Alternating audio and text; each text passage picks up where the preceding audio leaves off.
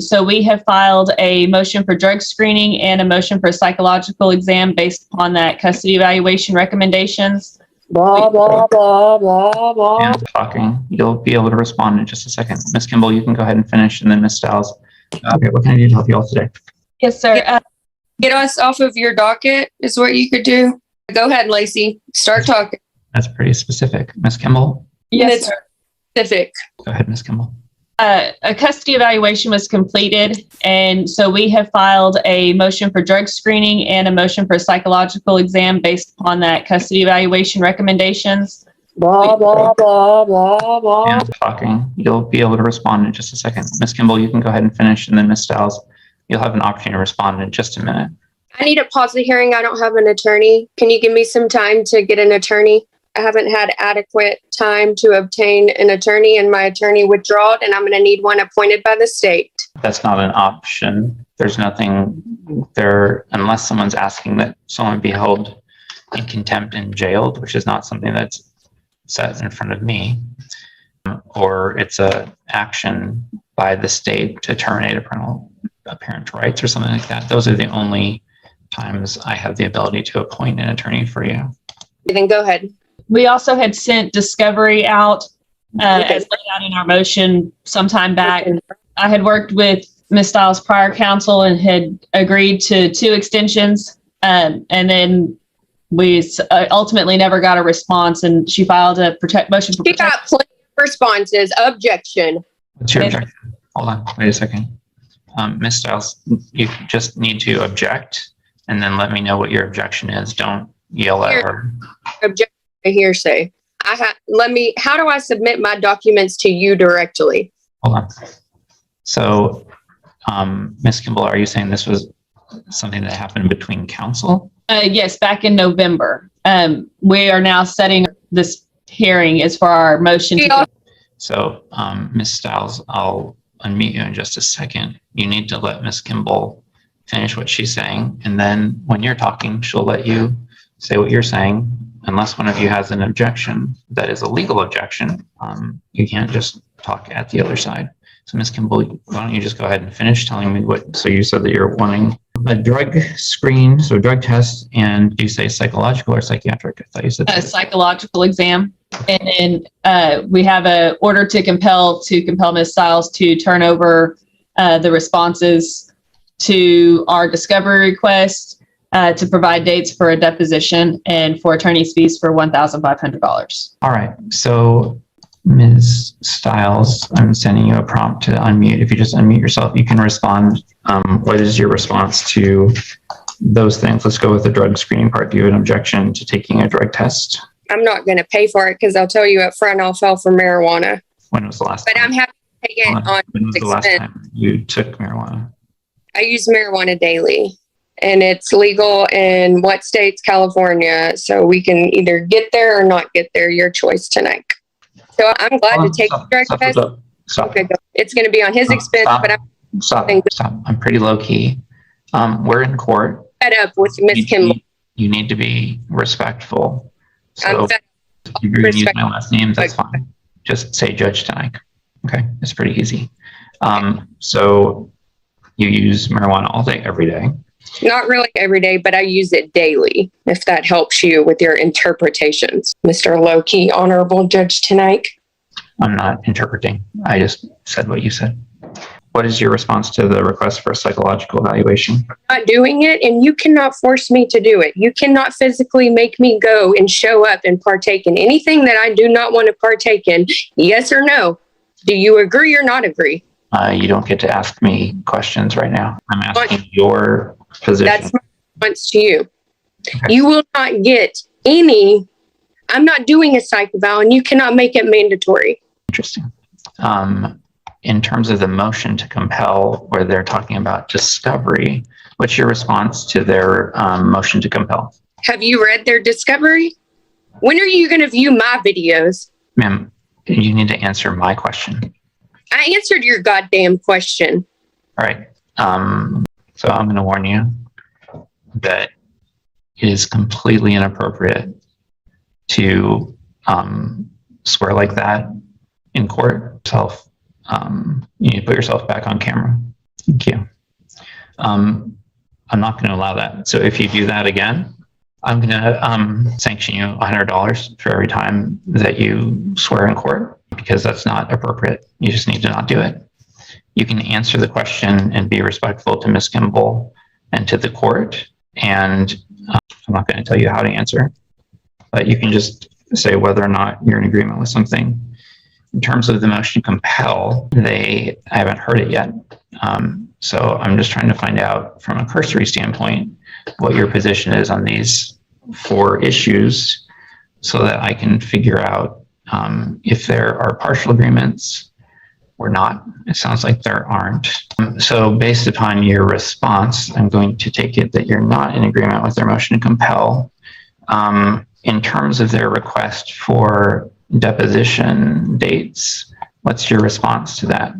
I sent you a prompt to unmute yourself. What dates? Ms. Kimball, do you have proposed dates? I would propose, And whose expense? Mine? Because if it's mine, I'm not fucking doing it. Sanction, give me $100 fee. Woo, Okay, woo. well, so I am finding you in direct contempt. Okay, 1 fine. Finding you $100. Make it 2. Damn. I said 2 words. Ma'am, I don't think you want to do this. At least the people in the courtroom seem to think you don't want to do this. I will, not because you're requesting it, but because you're not following the order. As I said, sanction you. Please do. You do it. So that's $200. Here, I'm sure she wants my apartment number, right? Turn it to Miss Kimball. You're going to want that. Stop. That's not something that she asked for. Ms. Kimball, what date? No, What date? everybody else. I would propose August 30th or September 2nd. Okay. How long? Are you wanting how long? That's a valid question. Is it half day, an hour, 2 hours? What are you I anticipating? would anticipate a full day. Okay. So what, the Ms. 30th or the 2nd? Which of those dates works better for you, Ms. Stiles? What time, dumbass? 3 contempts. You're correct. That is 3. Yep. Supposed to start at 9 a.m. What date? So that question is to you. Never I mind. said what I'm not- time? I'm not gonna let Time, you pick. date? You know, You don't get to do this for your own pocketbook. I'm muting you for, all right, I'm going to count that as another violation. So in terms of the request for the deposition, she didn't have any objection. I'm going to note for my own record that she opted out after flipping me off. I won't comment. So I'm going to grant the request for August the 30th at 9 a.m. in your office. Excuse me, Ms. Kimball, sorry. You can just put as much specificity as appropriate for in order that it would normally have your address and time and everything like that. But just so there's no confusion, since I will sign an order that orders that the deposition take place. Let me go back, since she left and I heard her responses. I was going to take testimony from your client and from her. Do you need any testimony from your client about the drug screening? So I haven't read the custody evaluation, but if they're requesting it, your client's asking for it, whether she's going to pass or fail is not the determinative factor, because you may want it to see if there's something other than marijuana. So I'm going to grant that request. I don't need testimony from a client about that. In terms of the psychological evaluation, I'm just going to allow your argument. Your Honor, I think based on the presentation today of Ms. Stiles and the custody evaluation report from Mr. Bouchard, I think it's apparent that there could be some mental health issues that would obviously impact custody and access to the child. So we believe a psychological evaluation would be necessary. Furthermore, Ms. Stiles is not in possession of any of her children at this point and has not been paying support on AILA for a little over a year now.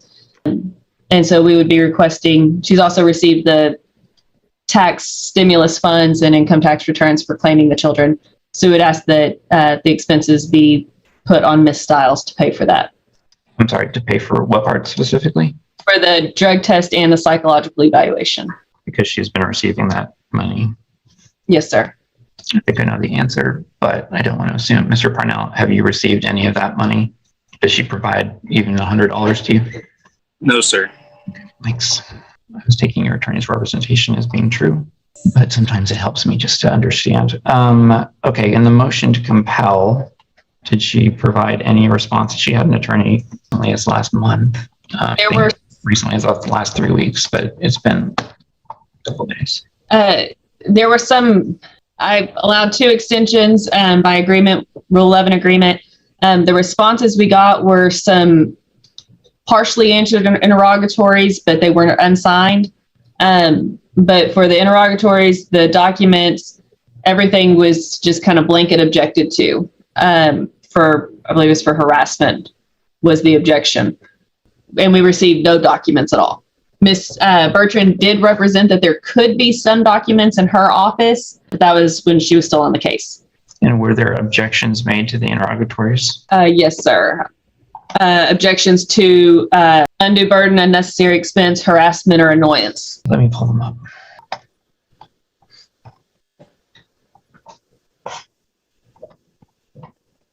So in reviewing them, one is about persons expected to testify at trial, identity and location of employers in the last 2 years, identity of people she's had an intimate relationship with for a relatively 5-year period, mental health and physical health care providers or objections, but then that was actually answered, but just names, not any address or phone numbers or anything like that. Income questions not answered. Monthly living expenses says litigation, auto payment, cell phone. Did you get anything? Did you get any numbers, or is that all you got? That's all we got. She objected to why the prior order should not be modified. She objected to a question about the child's present living environment and visitation for the temporary orders, if that's not in the best interest statewide generally. She objected to that. She provided a partial answer. She objected to child support questions. She objected to counseling and psychiatric questions, one I haven't seen before. Please explain in detail how you perceive that the following people treat you without respect. It's an interesting question. Are Kathy and Mike the paternal grandparents? Yes, sir. And the last one is about if she's seen any changes in the demeanor behavior of the child immediately before or after the child's been in possession of the father. So any objection to relevance, all of those are relevant. The objections to there being undue burden, unnecessary expense, I'm overruling those. It's not an undue burden to answer 12 interrogatories. It is not an unnecessary expense to respond. And I'm overruling the objections to harassment or annoyance. So I'm overruling all those objections. And I will, if you put in the order, I'm going to order that she provide full and complete answers to all 12 of those interrogatories, and that the objections are waived. And then in terms of the request for production, so it says that there's an objection in time and place, and that the document that she'll produce the requested document at O'Neill Wysocki PC at their address upon reasonable notice. So did you and Ms. Bertrand have a conversation about that? Yes, I tried to have a conversation about that, and it was not well received. And she also pointed to the fact that she had filed a protective order as well. And so she did not want to deliver any documents or allow me to inspect until the protective order was heard. Mr. Parnell? Yes, sir. Sorry, my phone's blowing up. She's in my text and group text again. This happens quite frequently with her. It's fine. Apologize. I was going to ask if she was participating by text. If you can just put your phone on mute, please. That will help me because I'm trying to review your terms of motion. Thank you. You see if there's something I can do on my phone as well. Sorry. Well, maybe mute it. It may just be vibrating. I don't know. Yes, sir. I turned it back on silent mode. I'm so sorry. Thanks. It's fine. So September 29th, the request for production was sent. Response was provided November 20th. Okay, there's a part about the agreements to extend. There's a mention of respondent refusing to comply with the child custody evaluator. Since I'm not taking testimony from your client right now, are you wanting that to be admitted? The finished the child custody evaluation and did comply. Okay. So you trying to clarify. I'm not trying to get a yes or no. I'm trying to understand. So you referenced earlier that request for the drug screening and the request for the psychological evaluation were contained in the custody evaluation. Yes, sir. Are you wanting that to be admitted? Yes, sir. I was going to have Mr. Bouchard there to testify at trial. So in terms of your motion to compel, I addressed by granting the request as to the interrogatories. What you put was within 15 days of the order. That's reasonable. As to the request for production, I'm granting that request that she also produce those documents to your office. So anything that she took to her attorney's office, she needs to deliver to your office now, since she didn't provide any argument of substance to that request. And since she no longer has that attorney, it doesn't make sense. Her attorney should have and may have returned her documents to her if there were ones there. The request that she be prohibited from further discovery, I'm going to grant at this point.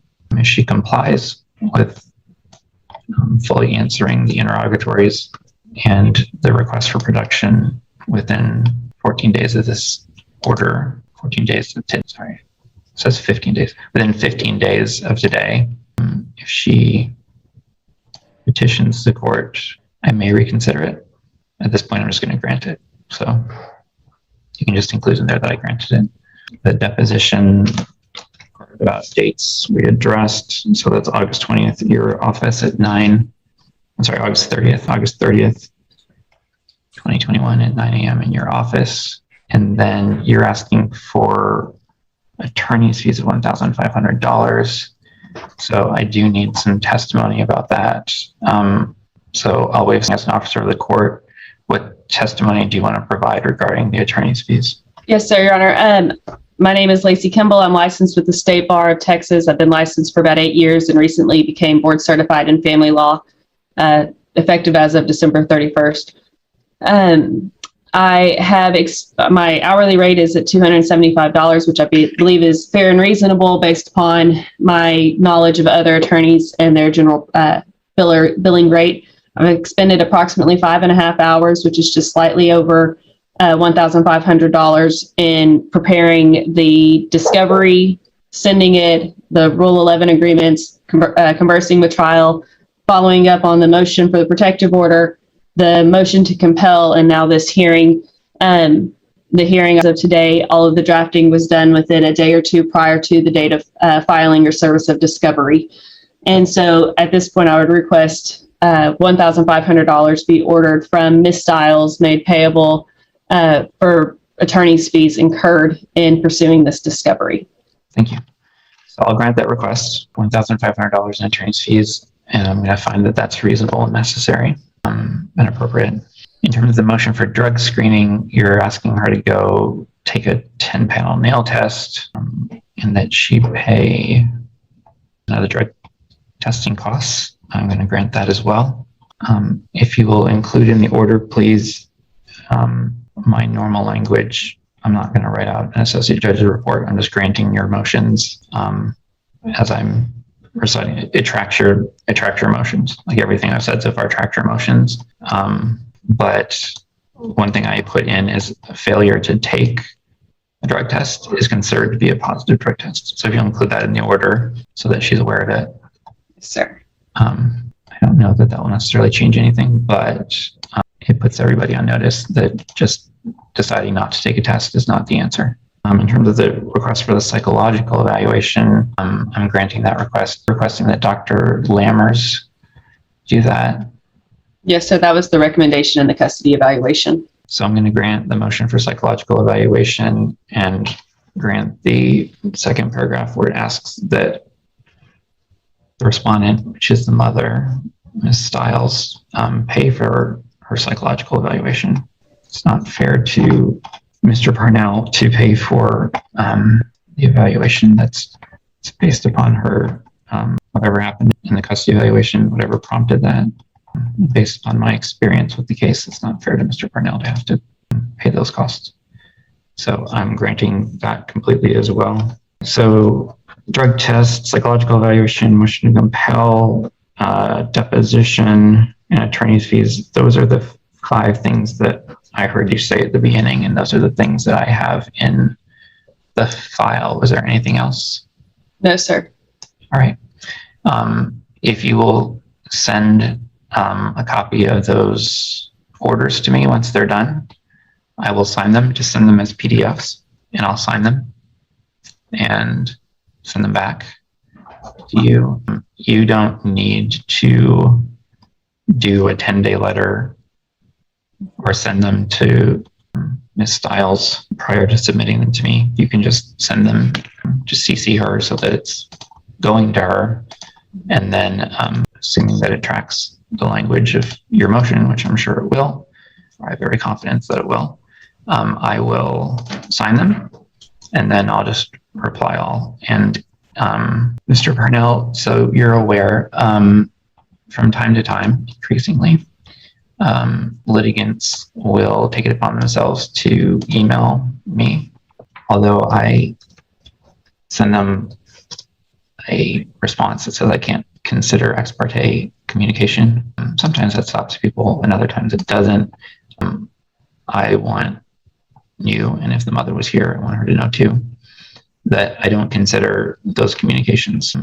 That's not directed specifically at her. I'm saying it because of what was going on a few minutes ago, but just so that you understand, I only consider things that are here in court. So your attorney is professional. She would never do this, but whether it's an attorney or a litigant, I don't consider those things. First of all, it's a rule not to, but second, it doesn't make sense in our world to do that. We just consider evidence and testimony that's in court. To the one thing that she was asking that I might have been able to address if she'd stayed, the answer is if she wants to provide documents or evidence, she does that the exact same way her attorney did, or your attorney does, by pre-submitting them and then offering them and staying. That's how. So Mr. Parnell, the point of that is just if your phone is getting, as you said, blown up by text messages from her, if she were to send me ex parte communications, just like any other case, I'm not going to consider them. I'm not going to read them. I will look at an email to see if it's something that's requesting a special setting, but that's as far as those things go. So, Ms. Kimball, so if you get ex parte communication that's directed to the court, I'm not going to address it. I'm just not going to look at it. So you don't need to respond to those things. Anything that needs to be addressed, we'll address in a hearing. And obviously any request for a special setting would be something that I would have you all coordinate your calendars on. I'm going to go ahead and excuse you all at this point. I wish you all the best. Thank you, Judge. That brings this hearing to a close. The court addressed multiple pending motions, focusing on discovery, compliance, courtroom conduct, and recommendations from the custody evaluation. Based on what unfolded on the record, the judge issued clear directives and sanctions, emphasizing that cooperation and professionalism matter, especially in cases involving children. As always, this case remains ongoing, and future hearings may further shape the outcome. For more clear, fact-based breakdowns of real courtroom hearings, subscribe to the channel so you don't miss the next case.